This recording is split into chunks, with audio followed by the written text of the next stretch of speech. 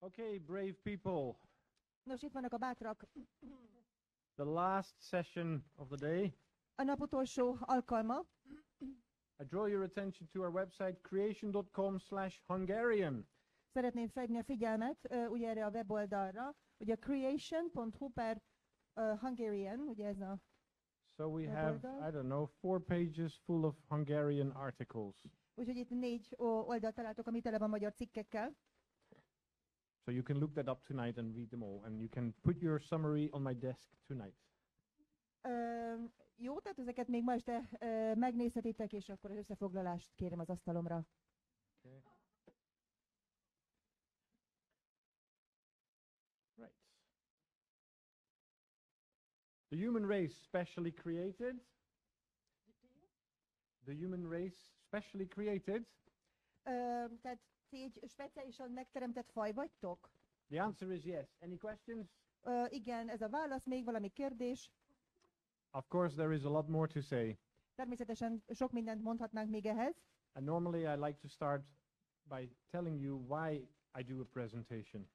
Általában szeretem azzal kezdeni, hogy miért is tartom a prezentációt, And it helps if you plug this in. és hát ez segít, hogyha ezt ide becsatlakoztatom. So we have sometimes supporters write in by email to us. Supporters, they write to us. Igen, tehát vannak ugye támogatók, akik írnak nekünk. So this quote is from Seth in the United States.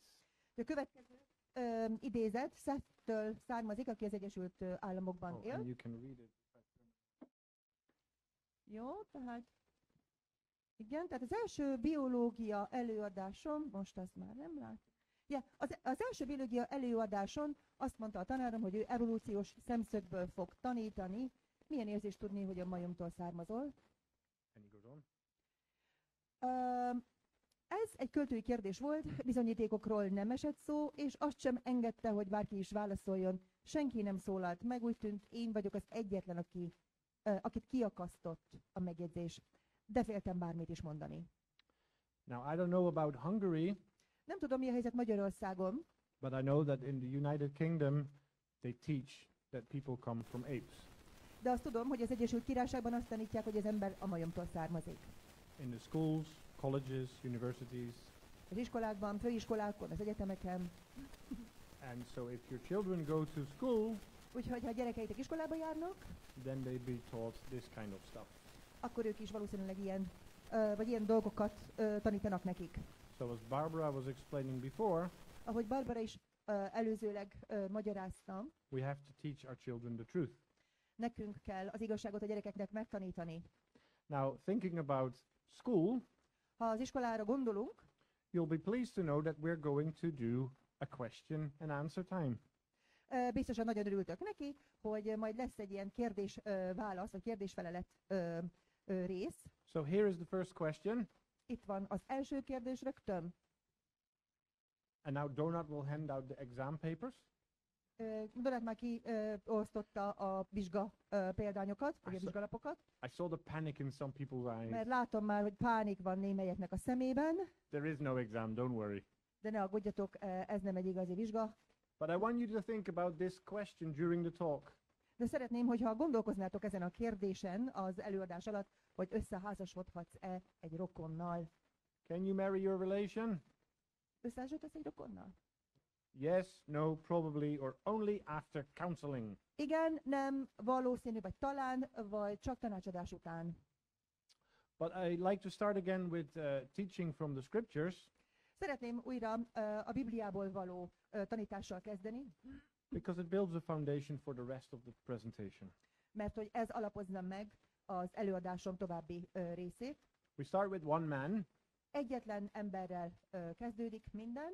and of course, Adam was created by God. Ádámot Isten teremtette. He was made from the dust of the ground, Őt a föld porából alkotta meg, and like Adam, we will all return to dust as well, és mi is, akár csak Ádám, a porba térünk vissza. because everybody in this room will eventually die, Hiszen mindenki, aki ebben a teremben van, előbb-utóbb meg fog halni. and everybody outside of this room too. de azok is, akik kívül vannak a termen. Unless, of course, Jesus returns before that. Egyetlen kivétel lehet, ha mindezek előtt Jézus visszatér. So it is important that we tell people that there is another life. Fontos, hogy elmondjuk az embereknek, hogy van egy másik élet. And I'll continue with my talk now. Na és most folytatom a beszédemet. Adam was given dominion over the creation. Ádám uralmat kapott az egész teremtett világ felett. It means that he was kind of the steward, the ruler in a sense. Ami azt jelenti, hogy egy bizonyos értelemben ő volt az uralkodó, ő volt a sáfár mindezek fölött. But Adam also is bad news De Ádám egyúttal rossz hírt is jelent, because he was disobedient to God. hiszen engedetlen volt Isten felé. One instruction he was given: Egyetlen egy utasítást kapott, do not eat of the tree of the knowledge of good and evil. hogy ne egyen a jó és a rossz tudása fájának gyümölcséről, He ate. de evett. And when he ate, it introduced death. És amikor megette, azzal behozta a halált. You see, death was not part of the creation. A halál nem volt része a teremtésnek. There was no disease and sickness and suffering. Nem volt sem betegség, sem szenvedés. All my colleagues in Creation Ministries International will keep saying the same thing. Minden kollégám a Creation Ministries-nél ugyanezt a dolgot ismétli el, és mondja, God's creation was very good. Isten teremtése nagyon jó volt. And when God says it is very good, it means it's perfect. És ha Isten azt mondja valamiről, hogy ez nagyon jó, az biztos, hogy nagyon jó, az tökéletes. It's humankind that have ruined it, wrecked it. Az emberiség az, aki ezt tönkretette, szétrombolta. We cannot read the scriptures and blame God for using evolution, Nem lehet az, hogy olvassuk az írásokat, és aztán Istent vádoljuk az evolúció miatt, because he didn't. mert nem így történt.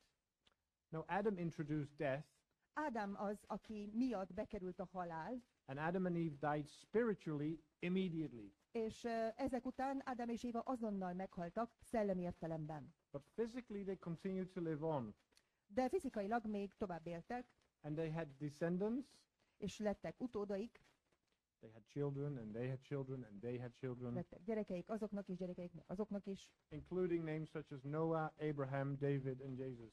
beleértve Noét, Ábrahámot vagy Jézust. And Jesus of course spells good news. És Jézus persze örömhírt jelent. Jesus is the word of God, Jézus az Isten igéje, and his mother was Mary. She gave birth to him, és Mária az anyja, aki megszülte, and he was raised to glory via the cross. és ő dicsőségre lett felnevelve, tehát egészen a kereszt halálig, amikor dicsőségre támad fel. And Jesus is sovereign over everything. Jézus szuverén, ő mindenek fölött. He was part of the creation. Sorry, he was doing the creation too.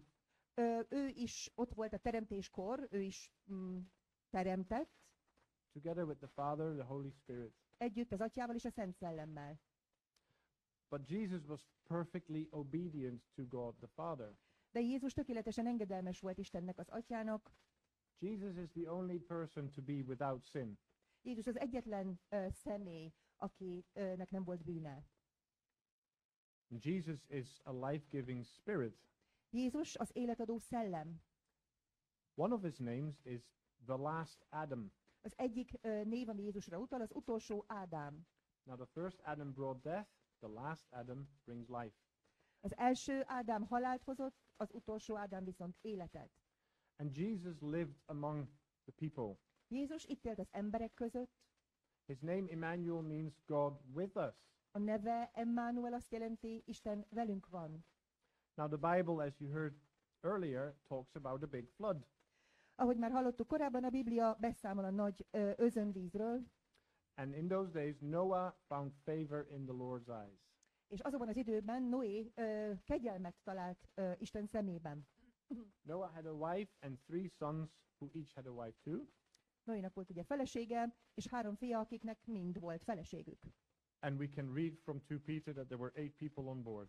És ugye a második Péterből és olvashatjuk, hogy 8-an voltak a bárkán. You Shall want I to read read it the out? verse? Yeah. Good. Nem kímélte meg az őskor világát sem, hanem csak Noét, az igazság hirdetőjét őrizte meg 8 magával, amikor özönvízzel borította el az istentelenek világát. And as I said this morning, there are flood accounts all over the earth. És ahogy említettem ma délelőtt, az egész világon léteznek ilyen beszámolók, történetek az özönvízről. Now you've already seen this, Már láttuk ezt a táblázatot, so I just want to read one report to you from the Chinese people. csak egy történetet szeretnék felolvasni a kínaiaktól. So they have in their tradition the following. A kínai tradícióban is ott van a következő.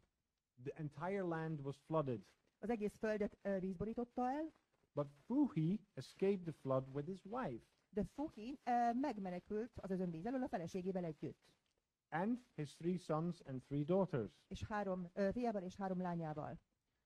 There is a temple with a wall painting Van egy templom, egy falfestménnyel, which shows a dove with an olive branch flying to the boat. ami egy galamb látható szájában, vagy csőrében egy oliva ággal, amint a csónak felé repül. And you will recognize this from your Bible. És felismerhető ez a kép ugye a Bibliából is. And there are many, many, many accounts like this around the world. És rengeteg ehhez hasonló történet van még a világ különböző pontjáról. So how can this be? Hogyan lehetséges ez? We read in Genesis 11 about the Tower of Babel. Olvasunk az 1 Mózes 11-ben Bábel tornyáról. Now you can read the scripture. Azt mondták egymásnak, gyertek, vessünk téglát, és égessük ki jól, és a tégla lett az építőkövük, a földi szurok pedig a habarcsuk. And the next verse. Ezután azt mondták, gyertek, építsünk maguknak várost és tornyot, amelynek tetteje az égig érjen, és szerezzünk magunknak nevet, hogy el ne széledjünk az egész föld színén. Now, what had God told the people to do? Mit mondott Isten az embereknek, hogy mit tegyenek? Go and fill the earth. Azt mondta nekik, hogy menjenek és töltsék be a földet. And what did they do? They all stayed together. És mit csináltak?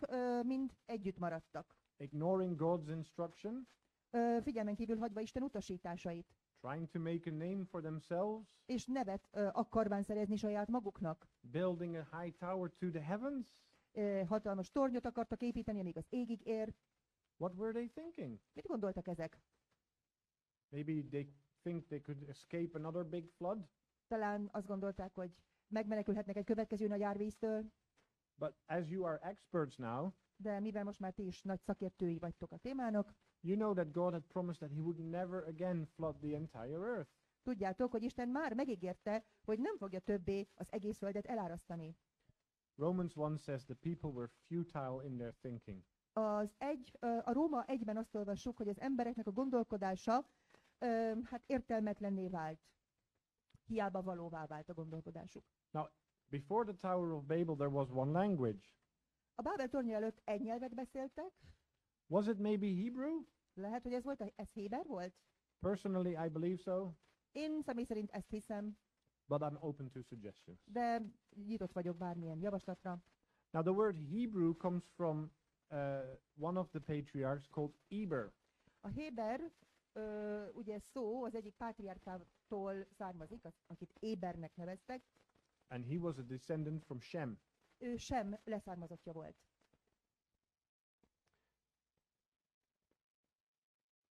And he, sorry. Yes, therefore it was called Babel. I think you can read the Yeah. verses. Yeah, that's easiest probably. Hébernek is született 2 fia, az egyiknek Peleg volt a neve, mivel az ő idejében váltak szét a föld népei. Ezért nevezték azt Bábelnek, mert ott zavarta össze az Úr az egész föld nyelvét, és onnan szélesztette szét őket az Úr az egész föld színére. Now, Hebrew has 22 letters. A héber nyelvben 22 betű van, The alphabet that I use in English and Dutch az angol és az általam használt ugye holland ABC-ben we have 26, 26 betű van, And if I am correct, I believe Hungarian has 44. és ha jól tudom, akkor a magyar ABC-nek 44 betűje van. Now, one day there was a supporter from Budapest. Volt az egyik, egy támogatónk volt Budapestről, He was a pastor from America, aki tulajdonképpen egy amerikai pásztor, but his ministry was in Budapest. csak a szolgálata ugye Budapesten volt. And he told me on the phone, Lucian, in heaven we'll speak Hungarian. Azt mondta nekem egyszer a telefonban, hogy Lucian, mi a mennyben biztosan magyarul fogunk beszélni, I nearly fell off my seat, but I asked him why, és majdnem leestem a székemről, aztán megkezdtem tőle, hogy de miért? because he said it takes forever to learn. Mert ez örökké valóságig tart megtanulni. Now there is also a genetic alphabet, Létezik egy genetikai ABC is, and it uses the letters A, C, G, and T. az A, C, G és T betűkből áll ez. These letters correspond to the 4 nucleotides there. A 4 nukleotidehoz kapcsolódók, vagy mi ez, kapcsolódnak ezek a betűk, az adenin, citozin, a guanin és a timin. Biológia tanár, ez mikor? Nukleotid. Remember, there is no test paper, there is no exam, Ne felejtsétek el, hogy nem írunk tesztet, nem lesz vizsga, so no need to panic. úgyhogy nem kell pánikolni. But maybe you are wondering, an alphabet with only 4 letters? De lehet, hogy elgondolkoztak akkor, hogy lehet, hogy egy ABC csupán 4 betűből áll. Surely that's not a very good alphabet. Ez biztosan nem lesz valami jó ABC. Let me explain to you that I know of 2 alphabets with 2 letters. Szeretném elmondani, hogy 2 ABC-t is ismerek, ami 2 betűvel áll, And I think many of you will know these 2 alphabets. és biztos vagy benne, hogy sokan nem ismeritek ezt az ABC-t. If you know what this is, shout it out. Ha tudjátok mi ez, akkor kiáltsátok. Ah, wow, that's the loudest response I've ever had. Ez a leghangosabb válasz, amit valaha hallottam. Good. The Hungarian people are not as shy as the British people. A magyarok like- nem annyira visszahúzódóak, mint a britek. But for those who don't know how this works, Morse works as follows. Ez a morze? Ugye? Tehát akik nem tudják, ugye ez a morze ez úgy működik, It uses sounds, a short sound or a long sound. hogy hosszú és rövid hangokat használ. And if you do short long, you have spelled the letter A. Ha mondjuk egy rövid hosszú, ugye az az A betűnek felel meg, And you can make words and then és sentences. így tovább, ugye lehet így szavakat, illetve mondatokat is alkotni. Another 2-letter alphabet is currently going on in your pocket. A másik 2 betűs ABC az éppen most a zsebetekben van ott, Or if you're a woman, maybe it's happening in your purse. ha hölgyek vagytok, akkor lehet a pénztárcátokban. Bits, binary digits. Ezek a bináris kódok. If you have a smartphone or a computer or a laptop or a tablet, Ugye, hogyha van bármilyen számítógép, laptop, komputer és mobiltelefon is, it can have many fantastic pieces of software. rengeteg fantasztikus szoftver lehet ezeken, And these softwares can be written in different programming languages, ezeket lehet, hogy különféle programozási nyelveken írták meg, but deep down, ultimately, they all depend on the binary digits. de gyakorlatilag mindegyik alapvetően ezekre a bináris számjegyekre megy vissza, tehát mindegyiknek ez az alapja. It is just simply a transistor being either on or off. Ez teljesen olyan, mint egy tranzisztor, ami vagy be, vagy ki állásba van kapcsolva. So there you go, 2 examples of 2-letter alphabets. Na, rögtön itt van 2 példa a 2 betűs ABC-re. And with these alphabets, many wonderful things have been done. És hát ezekkel az ABC-kkel rengeteg fantasztikus dolog történt. So let's go back to our 4-letter genetic alphabet. Menjünk akkor vissza a 4 betűből álló genetikai ABC-nkhez. Here you see the double helix of DNA. Itt látható a DNS-nek a 2 spirálja. I compare it to a very tall ladder, Tall ladder. Yes. Ez olyan, mint egy nagyon magas létra, and this ladder is twisted around its axis. és olyan, mint hogy ez a létra ugye a tengelyénél fogva meg lenne egy kicsit csavarva. And the steps we call base pairs. És ugye ezeket a létrafokokat bázispároknak nevezzük. Did I tell you that I can read your mind? Mondtam már nektek, hogy tudok olvasni a fejetekben? bet you that you are thinking, how tall is this ladder? Biztos vagyok benne, hogy azon gondolkoztok, milyen magas ez a létra. I hope you don't have to climb it Remélem, hogy ezt nem kell megmászni, because it has 3 billion steps. mert 3 milliárd fokból áll. 3 billion is a big number. Hát 3 millió, vagy milliárd az elég nagy szám.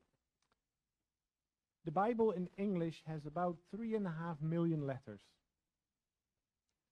A Bibliában, ugye legalábbis az angol Bibliában 3,5 millió betű található. So to get the same amount of letters, Tehát az, hogy ugyanilyen mennyiségű betűt kapjunk, you would have to make a stack of 800 Bibles. abból tulajdonképpen 800 Bibliát kellene egymásra pakolni. Now, this kind of information is found in most of your cells in your body. Ez az információt gyakorlatilag a tested minden sejtje tartalmazza. And you have trillions and trillions of those cells. És a testedben több trilliónyi ilyen sejt van. So in you, there is a huge amount of information, Benned hatalmas mennyiségű információ található, the same as trillions and trillions times 800 Bibles. ez annyi, mint trilliónyiszor 800 Biblia. This is information very densely packed. Ez az információ nagyon sűrűn van összecsomagolva. How well is it packed? Mennyire jól van ez összecsomagolva? This man is Werner Gitt, a German man. Itt van egy német fiatal ember, akit úgy hívnak, hogy Werner Gitt, And before he retired, he was the professor of the Department of Information Technology. Ő tulajdonképpen az információs technológiai osztályigazgatója volt, vagy professzora, And about the code of life, the genetic code of life, ami az élet genetikai kódját illeti, he said the following. a következőket mondta ő. Mérnöki szempontból az élő szervezetekben használt kódrendszer minden lehetséges kód közül a legjobb. He didn't say it's a good system. Nem azt állította, hogy ez egy jó rendszer, He said it's the best hanem system. azt, hogy ez a lehető legjobb rendszer. How did he know? Honnan tudta ő ezt? Oh, he's professor of information technology. Nyilván ő az IT professzora, And he studied this densely packed information. és tanulmányozta ezt a nagyon sűrűn összecsomagolt információhalmazt, And every time when he made a change to one of the parameters, és minden egyes alkalommal, amikor megváltoztatta a paramétereket, the information density dropped. ez az információs sűrűség, ez lecsökkent. No matter what he did, he couldn't make it go up. Teljesen mindegy, mit csinált, ezt nem tudta feljebb vinni. And why is that? Miért is van ez? Because it's made by the God of the Bible. Mert ezt a Biblia istene alkotta. Now, surprisingly, genetics and genealogies have a connection. Nem meglepő, hogy a genetika és a genealógia egymással kapcsolatban áll. Back in the past, there was a question that creationists got a lot of the time. Régebben a teremtés hívők nagyon sokszor kaptak meg egy bizonyos kérdést. Who was Cain's wife? Ki volt Káin felesége? Usually skeptics like to trip up the Christian. A szkeptikusok szeretik, hogyha ebbe a kérdésbe a keresztények belebotlanak. They would read the first chapters of the Bible, Elolvasták ugye a Biblia első oldalait, az első fejezet néhány oldalát. they get to Genesis 4:17, Oda mentek az 1 Mózes 4:17-hez, and there it says Cain knew his wife. ahol az áll, hogy Káin megismerte az ő feleségét. Aha! Aha! Vagyis, igen, Who was his wife? vagyis ki volt a feleség? Well, to answer a challenge to the Bible, Hogy megválaszoljunk egy ilyen kihívást jelentő kérdést, my best piece of advice is turn to the Bible. ami tulajdonképpen a Bibliát akarja megkérdőjelezni, az a legjobb tanácsom, hogy forduljunk a válaszért a Bibliához. You see, if the skeptic has just turned one more page, Ha a szkeptikusok legalább egyet lapoztak volna tovább, they would have read chapter 5. akkor elolvasták volna az 5-ös fejezetet. Sét születése után Ádám 800 évig élt, és még nemzett fiakat és lányokat. You say everybody can name Cain, Abel, and Seth. Everybody can remember Cain, Abel, and Seth, Tehát mindenki emlékszik Káinra, Áberre és Szettre, but Adam and Eve also had daughters. de azt ne felejtsük el, hogy Ádámnak és Évának voltak lányaik is. So the answer is Tehát a válasz az, dun, dun, dun. One of the men at least would have to have married their sister. az egyik férfinak legalábbis el kellett, hogy vegye az egyik lánytestvérét. Now don't fall off your seat. Ne essetek le a széketekről még. I am aware that nowadays you're not allowed to marry your sister or your brother. Tisztában vagyok vele, hogy ma nem szabad, nem lehet elvenni a rokonodat, a testvéredet. But what about in the past? De mi volt a helyzet a múltban? God spoke to Moses Isten szólt Mózeshez, and he said, és azt mondta, senki se közeledjék egy vér szerinti rokonához, sem azért, hogy fölfedje annak szemérmét. Én vagyok az Úr. now Moses lived around 1400 BC. Mózes körülbelül Krisztus előtt 1400-ig élt. Adam and Eve were created on the sixth day about 4000 BC. Ádámot és Évát a 6. napon teremtette Isten, körülbelül Krisztus előtt 4000-ben. So what happened between 4000 and 1400 BC? Mi történt tehát a két dátum között? Abraham married a half-sister. Ábrahám ugye például elvette a féltestvérét. Jacob married two of his cousins. Jákob elvette rögtön 2 unokatestvérét, And many other family relations happened if you study the text. és hogyha tanulmányozzuk ugye a szöveget, akkor látjuk, hogy nagyon sokan házasodtak ugye a családból. So why are Abraham and Jacob never questioned by the skeptic? Miért van az, hogy a szkeptikusok sosem kérdőjelezik meg például Ábrahám vagy Jákob esetét? Because they stopped reading after chapter 4. Mert nyilván nem olvassák tovább már a 4. fejezetnél. But why did God say this, to not have relationships with next of kin? Miért is mondta azt Isten, hogy senki se közeledjék egy vérszerinti rokonához, hogy fölfedje annak szemérmét, tehát hogy egy rokonnal senki ne házasodjon? God knew something about genetics Isten már tudott valamit a genetikáról, that scientists would only learn many millennia later. amit a tudósok csak sok-sok évtizedek később fedeztek fel.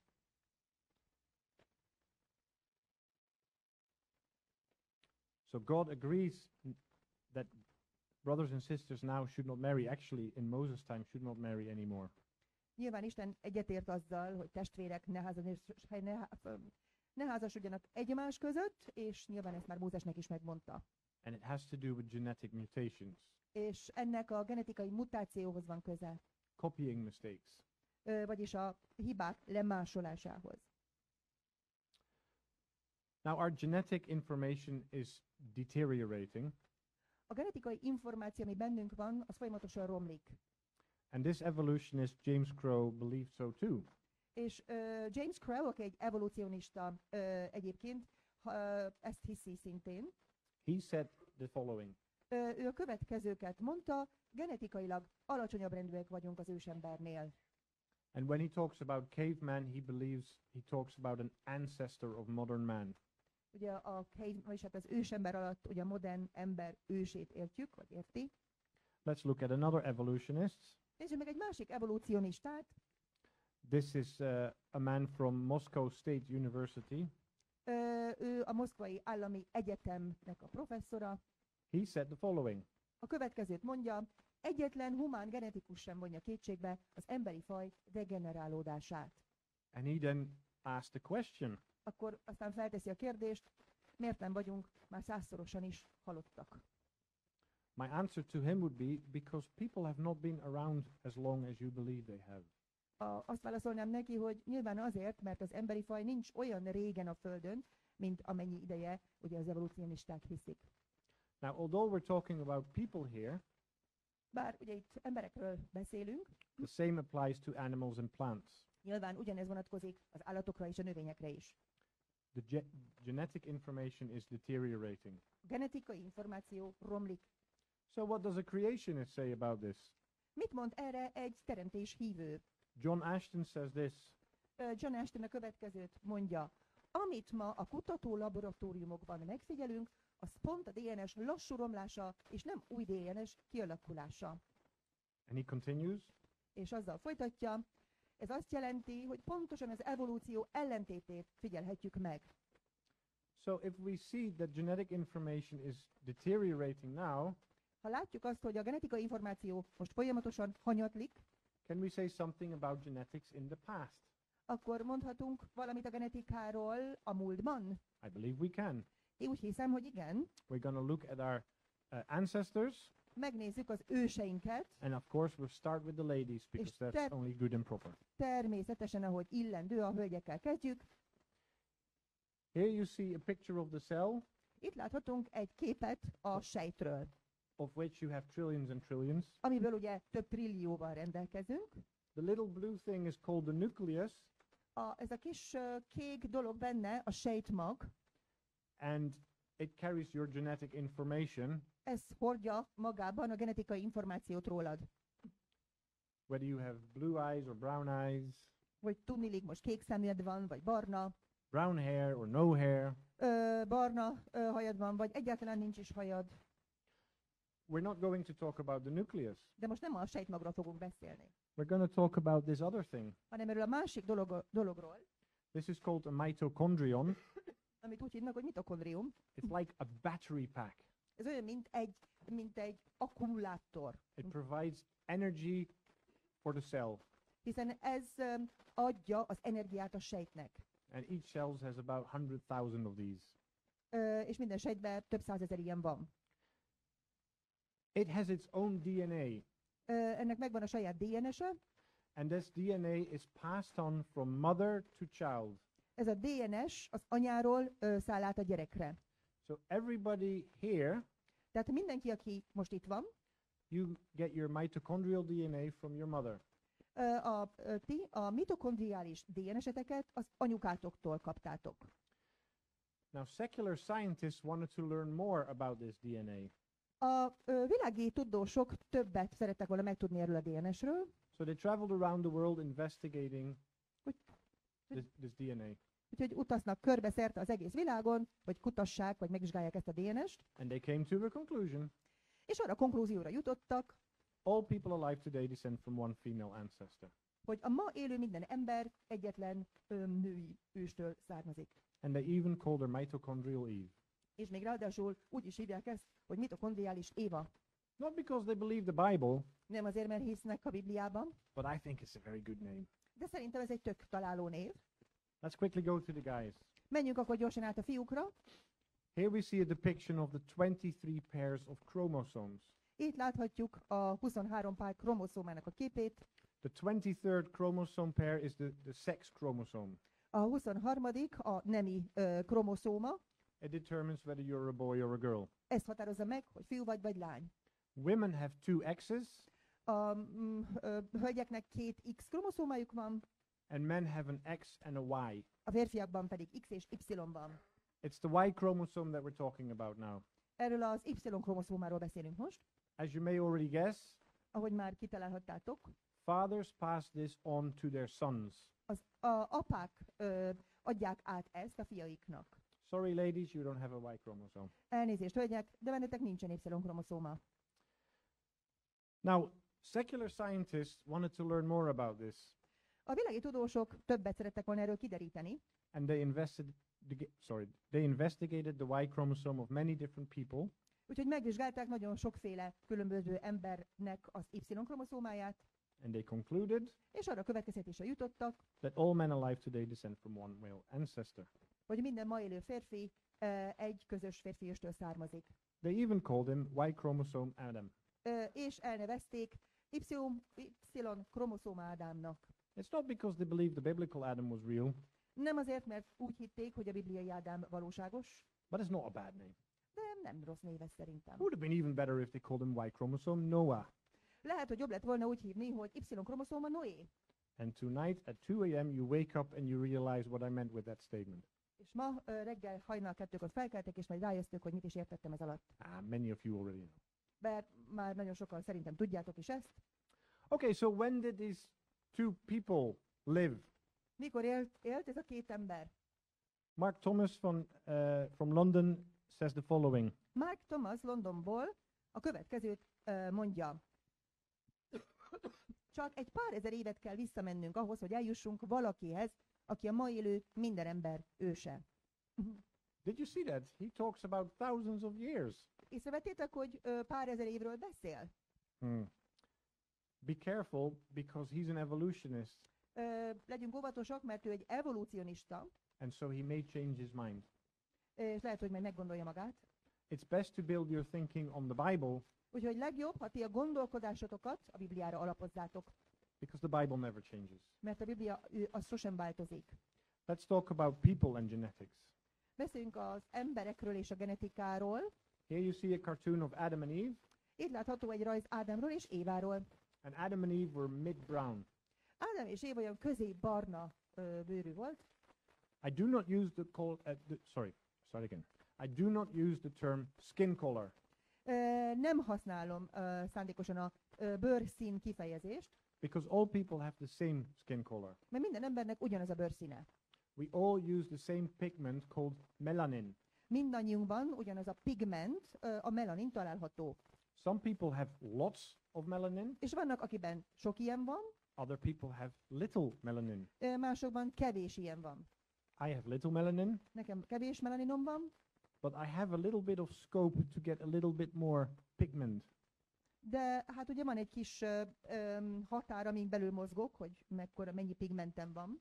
If I walk in the beautiful Hungarian sun, Ha például kimegyek a csodálatos magyar napsugárzásra, I can get a little bit browner. akkor lehet, hogy barnább tudok lenni, But there's a chance that my head will become very red.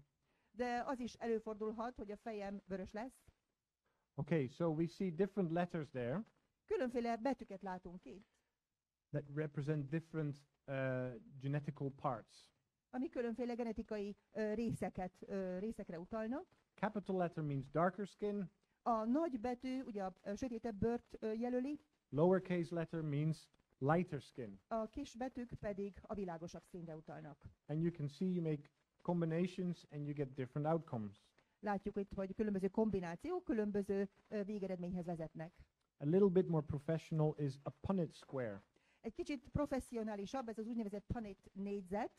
And you can see that a man and a woman, both mid-brown, Látjuk, hogy itt van egy hölgy és egy férfi, mind a ketten olyan középbarna színűek, can have children with different shades of brown. és nekik mindenféle barna árnyalatú gyermekeik születhetnek. Now, perhaps you were thinking, that's nice, Lucian, you make very nice pictures. Mondhatjuk, hogy oké, nagyon szép képet csináltál, Lucian, What about real life? de mi a helyzet a valós élettel? Here you see two friends. Itt láthatunk két barátot. Maybe some people think, oh, that's very nice. Ó, mondhatjuk, ilyen szépek. Two girls from different races being friends, that's good. Ja, milyen jó, két lány, akik különböző fajhoz tartoznak, barátok, hát ez nagyon is szép. But these girls are not just friends, they are sisters. De az igazság az, hogy ők nem csak barátok, hanem testvérek, In fact, they are twin sisters. ráadásul ikrek. And here you see them at a younger age, Itt láthatóak, amikor még kisebbek voltak, and notice that their parents are mid-brown. és láthatjuk, hogy a szüleik viszont teljesen ilyen középbarna bőrűek. The girl on the right is not white. A jobb oldalon a kislány nem fehér, If she was white, you couldn't see her, a fehéren nem is látnánk, because the background is white. mert hogy a maga a háttér is fehér. Similarly, the lady on the right is not black, Ugyanakkor itt is a jobb oldali hölgy az nem fekete, because the background is black. mert hogy látjuk, hogy a háttér fekete.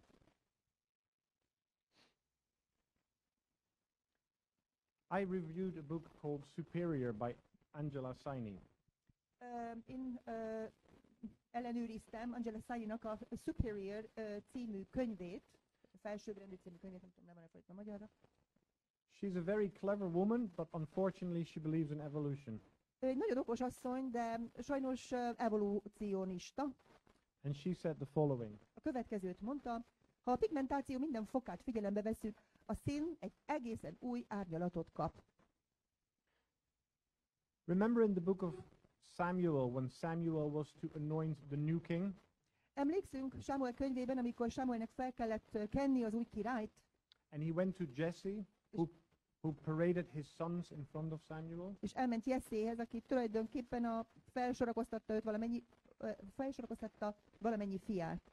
And then when Eliab came in front of Samuel, Samuel thought, this is it, this is the new king. És amikor eljött Eliab, amikor előjött, akkor azt mondta, hogy hát ő lesz az új király. I think that at this point God rebuked Samuel.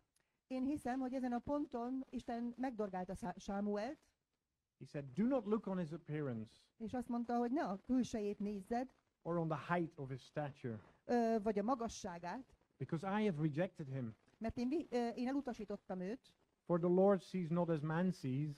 mert az Úr nem azt látja, amit az ember.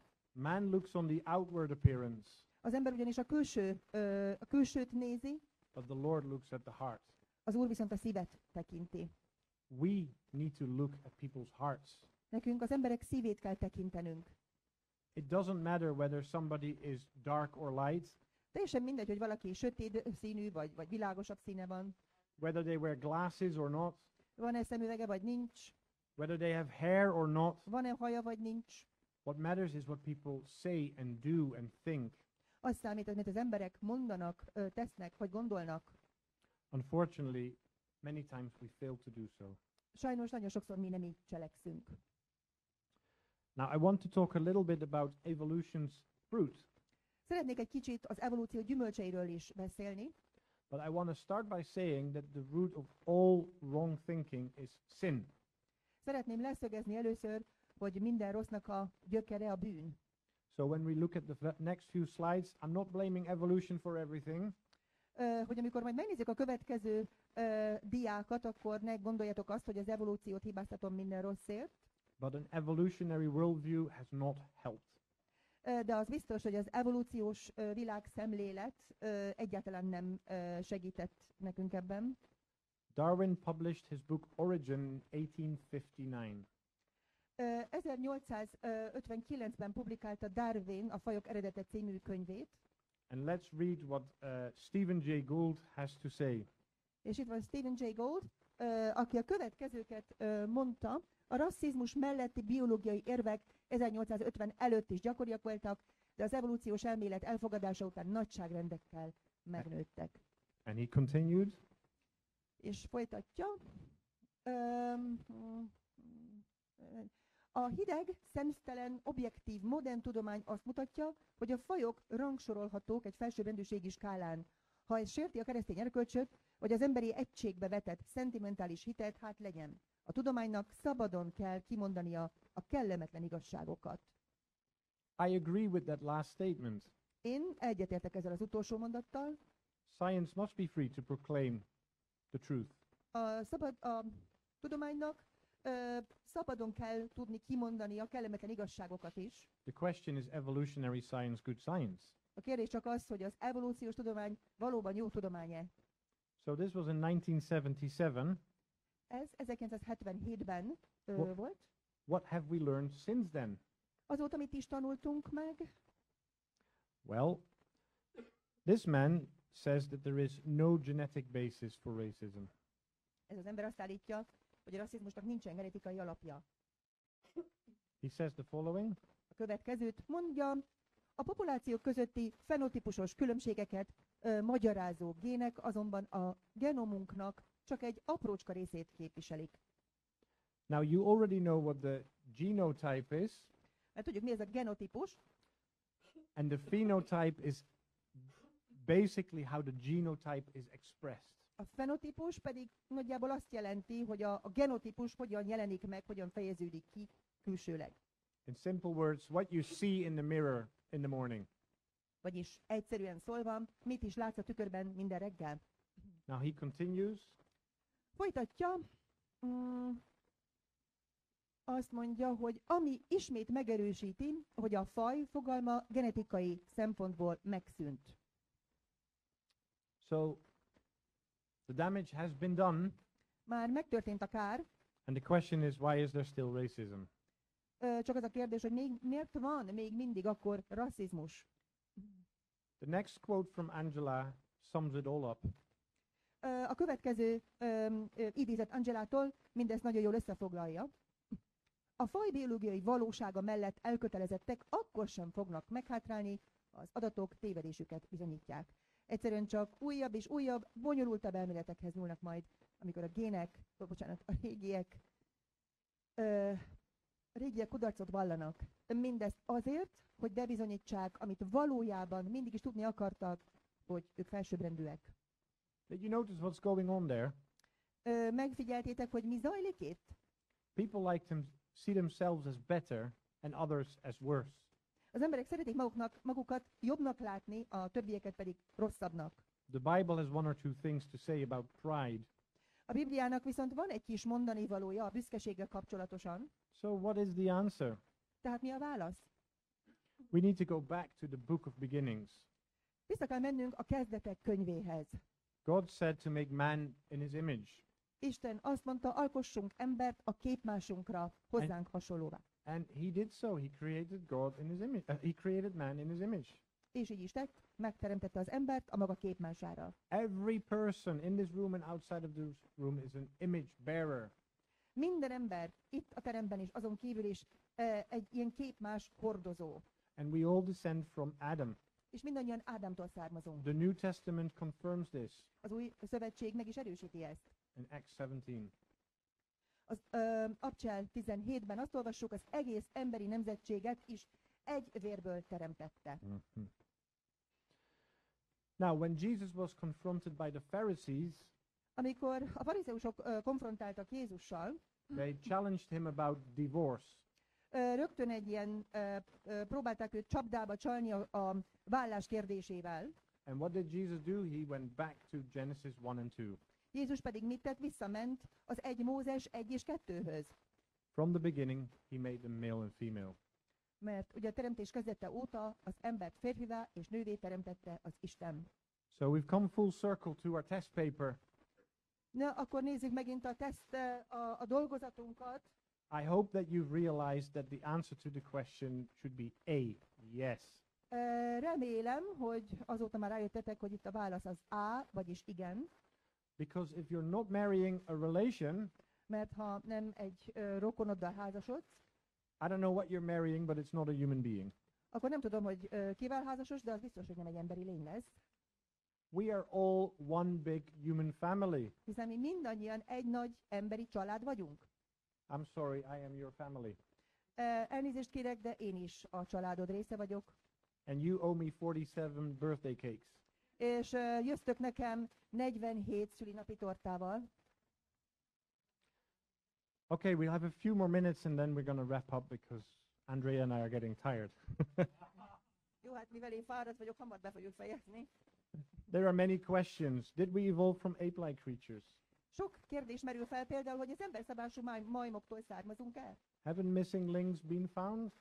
Nem találtak-e már való hiányzó láncszemeket? What about those Neanderthals? Mi a helyzet a neandervölgyi emberrel? I think many of you will have seen a picture like this. Szerintem már sokan láttatok ehhez hasonló képet. Here's a couple of quotes we get regarding this picture. Van ezzel a képpel kapcsolatban néhány idézetünk is. Very small. Can you read it? Yeah. Két kivételtől eltekintve a Dryopithecus és a Solomon kivételével a fejlődési lánc minden egyes elemét magasabbnak ábrázolják. Nem a fosszilis vagy más empirikus bizonyítékok miatt, hanem inkább a művészi szabadság eredményeként. Did you see that? Láttátok ezt? It has not to do with evidence. Ennek semmi köze nincs a bizonyítékokhoz. It has to do with somebody being able to make a nice picture. Csak ahhoz van köze, hogy valakinek sikerült egy nagyon szép képet rajzolnia. Let's learn on. Menjünk tovább. From Bar. Yeah, Bar. Bár az ősmajmok és a majmok négylábúak voltak, az összehasonlítás kedvéért itt mindegyiket állva mutatjuk be.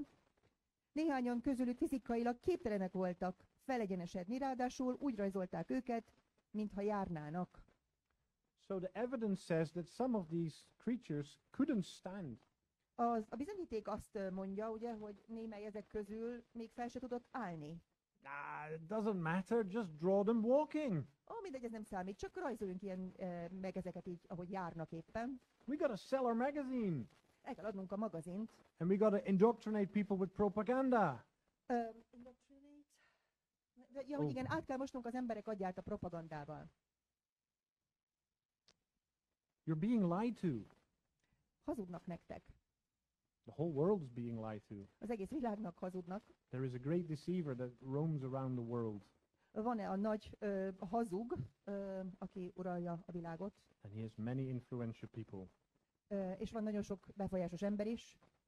Now, regarding this two picture, I want to quote two evolutionists. Ezzel a képpel kapcsolatban két evolúcionistát szeretnék még idézni. I can produce more quotes like this. Nagyon sok ilyen idézetet tudok mondani. This is Henry Gies, senior editor of the Nature Journal. Henry Gies, aki a Nature Journal nevű tudományos magazinnak a főszerkesztője, This is what he has to say. ő a következőt mondja. Mindannyian láttuk már a közismert képet a majmok felvonulásáról, amint egyre emberi formát öltenek.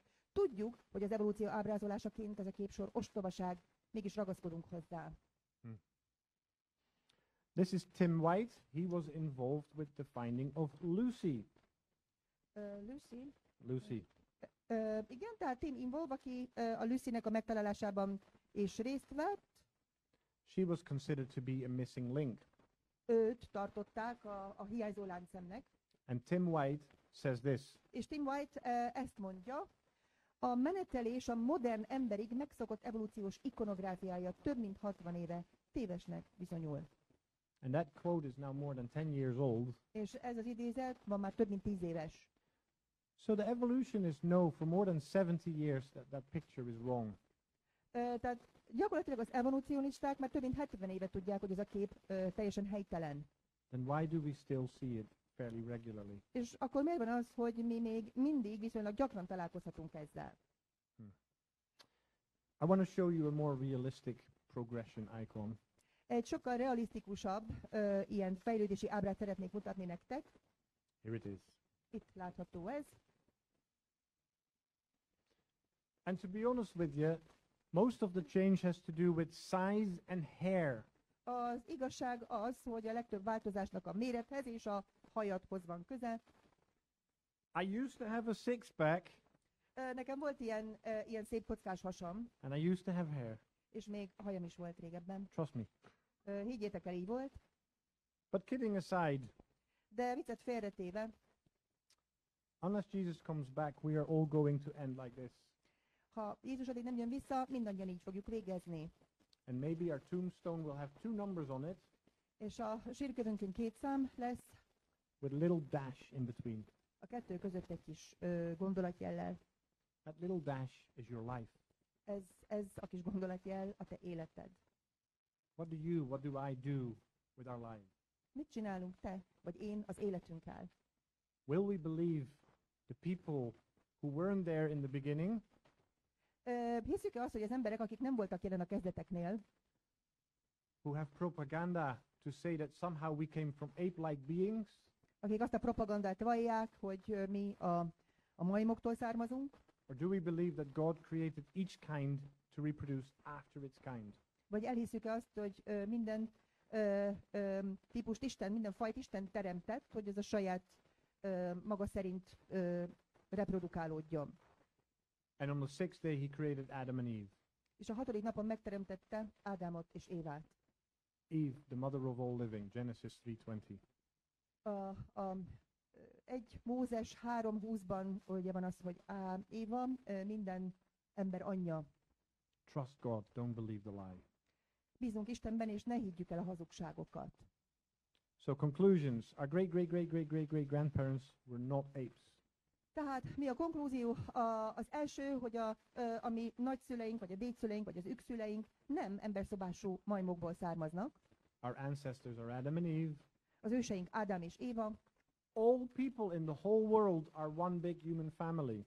Az világon minden ember egy közös emberi családhoz tartozik, And together with the animals and the plants, we are all getting worse. és állatokkal és növényekkel egyetemben mindannyian hanyatlóban vagyunk. And the most important, all people are sinners and in need of a Savior. És a legfontosabb, hogy minden ember bűnös, és szüksége van megváltóra. So some special comments. You were human from the moment you were conceived. Vagyis egy nagyon fontos komment még, hogy ti a fogantatásoktól kezdve emberi lények vagytok. Before you were conceived, Fogantatások előtt you were a person, is személyek voltatok, and God knew you. és Isten ismert titeket. I don't understand. Ezt nem értem. But God does. De Isten érti. He was speaking to Jeremiah. Ugye szólt Jeremiáshoz, Before I formed you in the womb, I knew you. ő neki azt mondta, hogy mielőtt az anyamében kiformáltalak, már ismertelek téged. And He has a plan for your life. És Istennek van terve az életeddel.